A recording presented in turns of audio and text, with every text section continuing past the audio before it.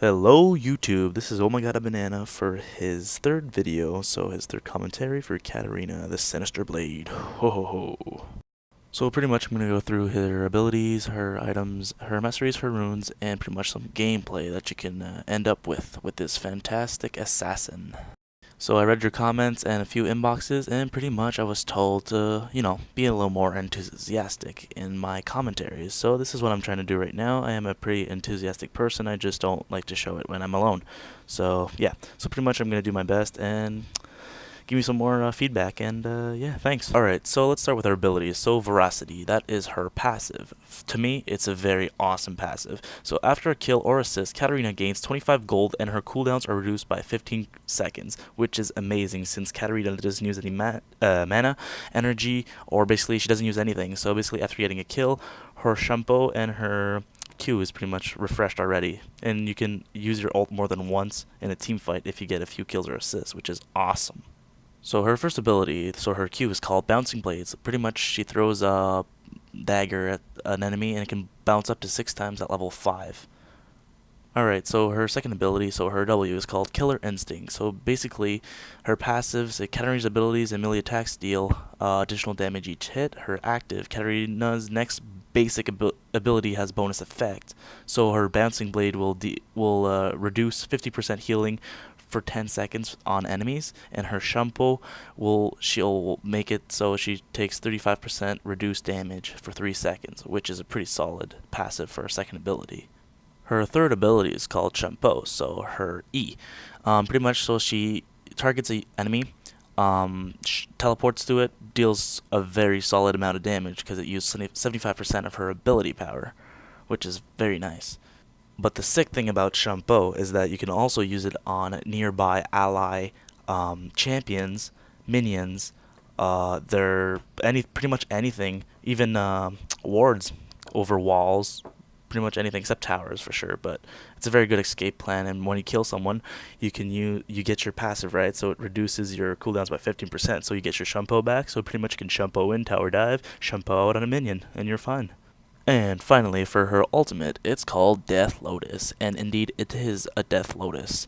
So basically, Katarina goes in the state of extreme focus, throwing 10 daggers over 3 seconds at the closest 3 enemy champions. So it's a pretty much AoE ultimate, which is very nice if you have a global stun, like a Mumu.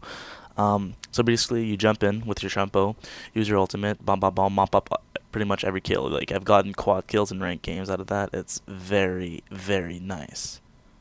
Alright, so for her masteries, I like to go 10, 20, 0, 10 for the enhanced ignite because I like to go with ignite and flash as my summoner spells, and the other 9 is for the 15% spell penetration, 20 for the defense, and oh well, you don't really need it since you don't have mana, but yeah. Alright, for a rune page, I like to go red mage pen, yellow's armor, and blue AP per level. For quints, you can either go flat health or flat AP. I like to go flat AP because I like that extra boost at the beginning to get first blood, but we'll get into that later. Some people like cooldown reduction runes since all of her abilities are just pretty much cooldown because you don't need mana, energy, or anything. But I just like flat AP and armor. Alright, so here's some footage when Katarina's mid. So basically what I do is I get shampoo first, and I shampoo to the enemy champion, hit him once, and then go back. It surprises them and they pretty much never hit you back. And then after, you pop your ignite when they're low health enough, and pretty much you'll get the first blood, which is 400 gold, which is very important. As you can see, I did that on Teemo, and now I'm about to do it on Zillion. It's very effective. I really like this technique. So, if you're in the mood to spice things up, you can just flash like this, use your shampoo, attack undead, boom, voila, first blood. Okay, let's get into her items. So to start off, I like to get the Amplifying Tome and that health potion. Why? Because you get that extra AP to get that first blood, which is what I want. Some people go with 3 health potions and a boost of speed. It's up to you. I like to go with the Amplifying Tome. So during the game, you can either get a Mages if you want to play safe and comfortable getting kills, getting stacks, get a Mages definitely, but I like playing retardedly because I like having fun. So I will tower dive, I will die, I don't care, it's so much fun. So during the game, you'll get your Sorcerer Shoes, or Baron's Death Cap, Ratha's Crystal Scepter, and the Void Staff. The rest, Doesn't really matter. It's up to you. If you want to go with more survivability, go for more survivability. If you want to go for more AP, go for more AP. It's up to you. This is the items I suggest for them, and the rest is probably more AP because I just like damage output when I play Katarina. It's like bam, bam, bam, bam, bam. And yeah, that's pretty much it. With the Relics Crystal Scepter, you should have about 2.3k health, which is clearly enough when you're an assassin. Some people said, oh my god, a banana, have you ever tried going hybrid, so AP/AD with lifesteal, so you pretty much just stack Hex that Gunblade? You know, I tried it, but I've had more success with just my nuking with flat AP. So if you want to go hybrid, go ahead, it's very good. But if you want to go for heavy nuking like I do, go ahead. I suggest it very strongly. So here's an example of how I play, and I just like to play retardedly sometimes to have fun. I go to save the Akali, I get a kill. Zillion uses Assault on himself, so he doesn't die, but still. I shouldn't have gone there, but it was fun, so what the hell. So where does Katarina stand?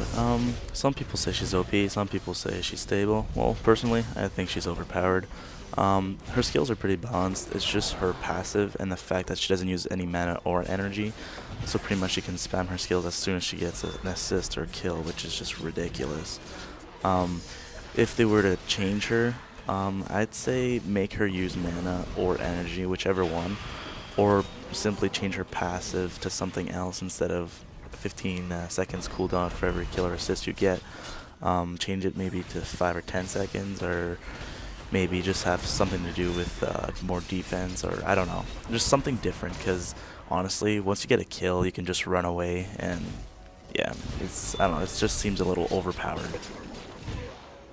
So yeah, like I was saying, I think she's a little overpowered. Like that game, all that footage pretty much is from one game, which is I had 27 kills, which is just ridiculous, and that's not even one of my best games. Like, and I'm not even like the best Katarina player out there. Like, I've seen better than me, and they just do tremendously like good. But in ranked games, she gets shut down pretty easily if you have a smart opponent, since they know she's a big threat. So yeah. Alright, so this was my third commentary slash tutorial. If you have any questions, suggestions for next champion, just comment or inbox. If you want to hit me up and play, go ahead, add me in game, and we'll slap the time we can play. You might be in my next video. So pretty much, yeah, that's it. Have a nice day and play LOL. If you enjoy watching my videos, subscribe.